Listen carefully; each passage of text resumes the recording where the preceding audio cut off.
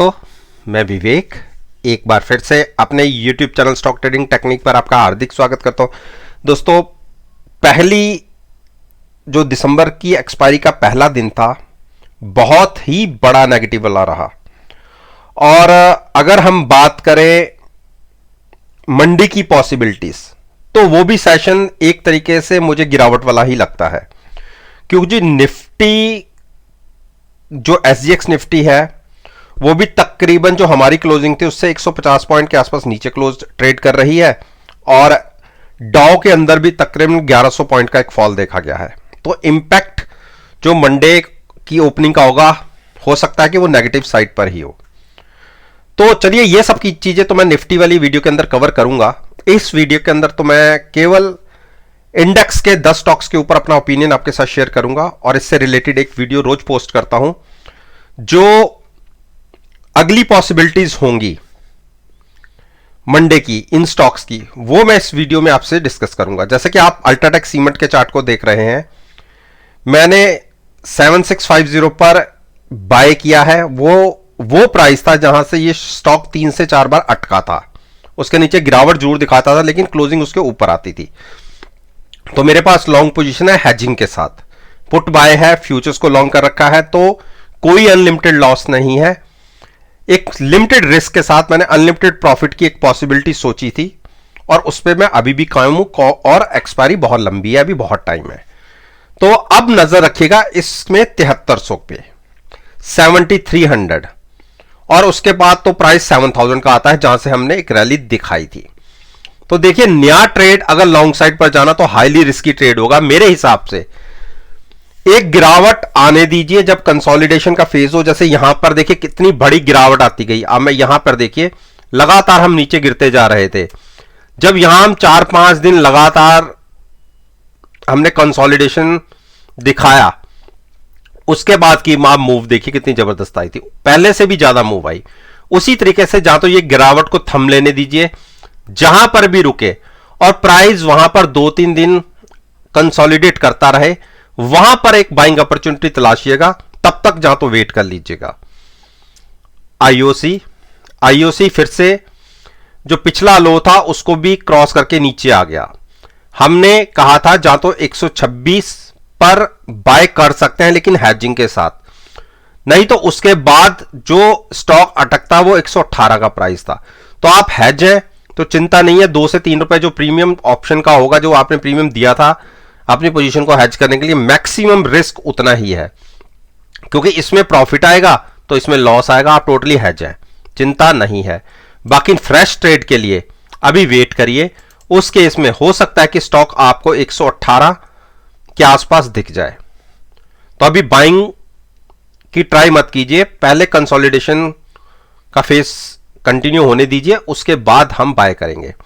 गेल में एक बड़ी गिरावट, और सारे जो एनर्जी सेक्टर के स्टॉक्स हैं, जो ऑयल एंड ये पेट्रोलियम प्रोडक्ट से रिलेटेड स्टॉक्स थे, इसमें एक बड़ी मार पड़ी।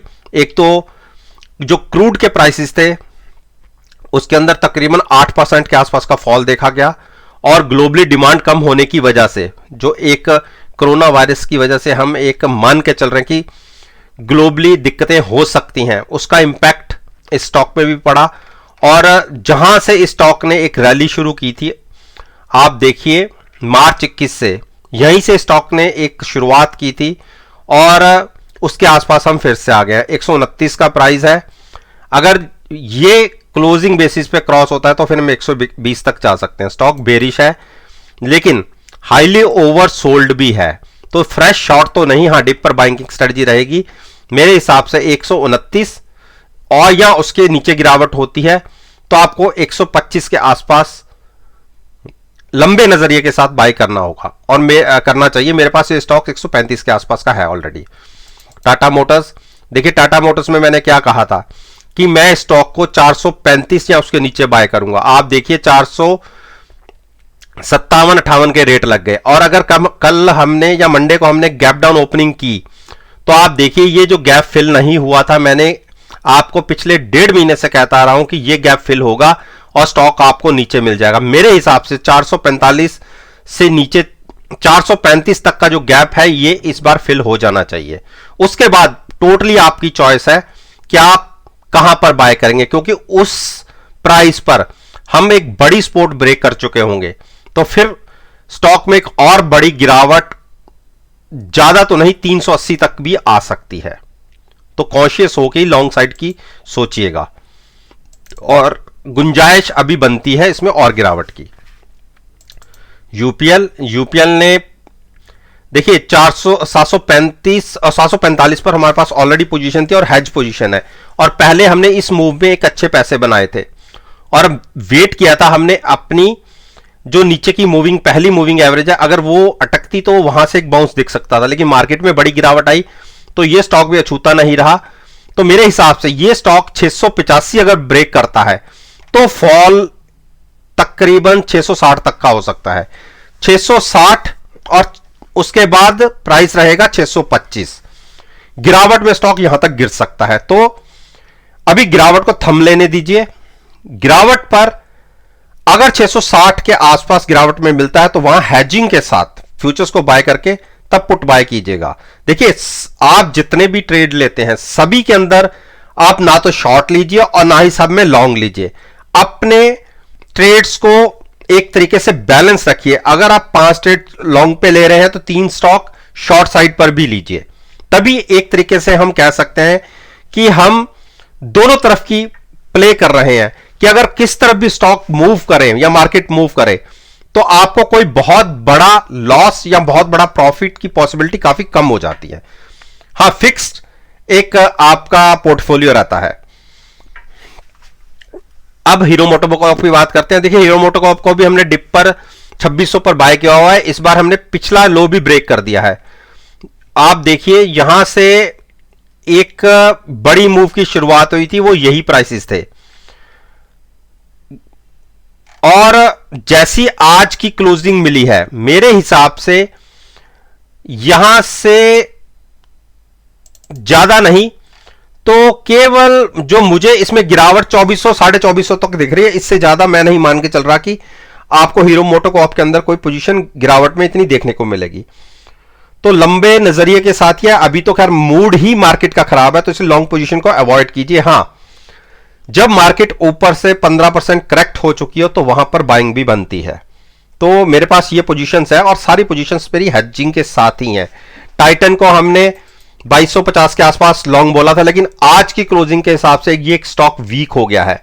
मेरे हिसाब से अब ये स्टॉक अटकेगा या तो 2170 के आसपास या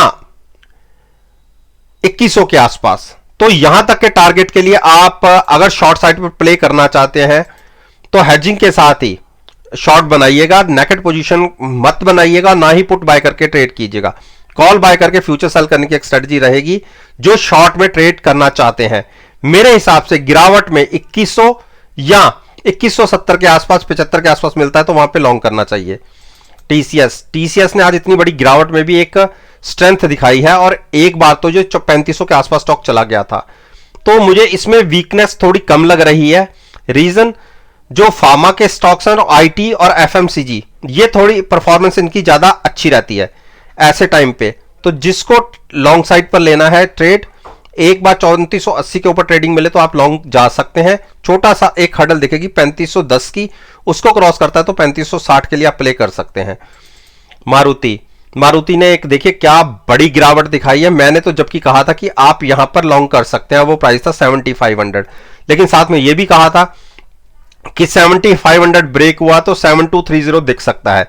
और देखिए फ्राइडे को हमने दोनों ब्रेक कर दिए और स्टॉक तो अब बेरिश है ही, लेकिन अब देखना यह है कि हमें कहां खरीदना चाहिए। अभी खरीदना नहीं है, नया फ्रेश ट्रेड नहीं लेना, जो ट्रेड जिसके पास है वो कैरी कर सकता है। मेरे हिसाब से जो पहला जहां से हमने एक मूव ऊपर की दिखाई थी 7010 के आसपास, हो सकता है मंडे को आपको ये प्राइस या इसके नीचे के प्राइसेस दिख जाएं। तो यहां पर अगर गिरावट में स्टॉक 7000 या उसके नीचे मिलता है तो नजरिया कम से कम 2 महीने का रखिएगा, तब पोजीशन बनाइएगा और जनवरी आखिर तक की पोजीशन लीजिएगा। उस केस में आपको लंबे व्यू के साथ इसमें 400 से 500 पॉइंट का प्रॉफिट हो सकता है ऊपर की तरफ। शॉर्ट मत करिए, बहुत स्टॉक गिर चुका है। डिप पर बाइंग की स्ट्रेटजी रहेगी।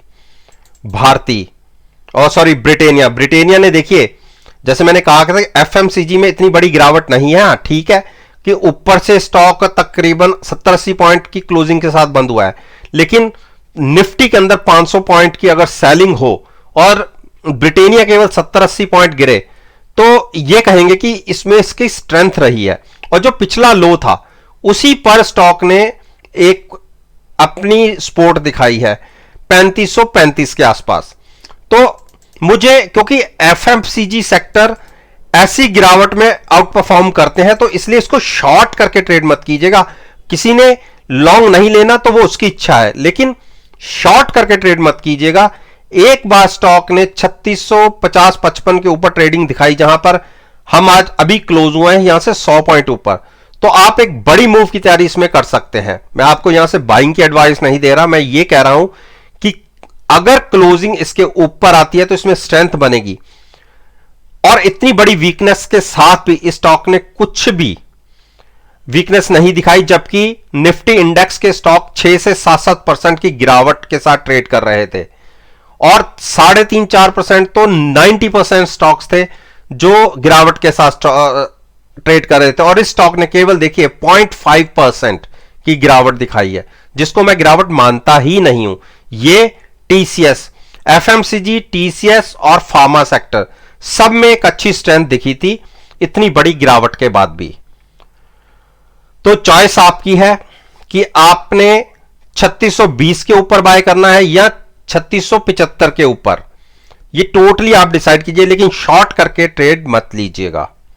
तो दोस्तों, ये मैंने निफ्टी इंडेक्स के 10 स्टॉक्स के ऊपर अपना ओपिनियन आपके साथ शेयर किया है। और मेरा यह मानना है कि अगर आप मेरी इस वीडियो को जो 29 तारीख का सेशन होगा उसके साथ एनालाइज करेंगे, यकीन मानिए आपको बहुत अच्छे प्रॉफिटेबल रिजल्ट्स देखने को मिलेंगे। वीडियो अच्छी लगे तो मेरे साथ मेरे चैनल पर जुड़िए, चैनल को सब्सक्राइब कीजिए और साथ में बेल आइकन का बटन प्रेस करना मत भूलिएगा ताकि नोटिफिकेशन टाइम से आप तक डिलीवर हो सकें। इस बात के साथ मैं आपसे विदा लेता हूं और एक नई वीडियो के साथ फिर से आपके सामने आऊंगा। तब तक के लिए धन्यवाद। Take care and have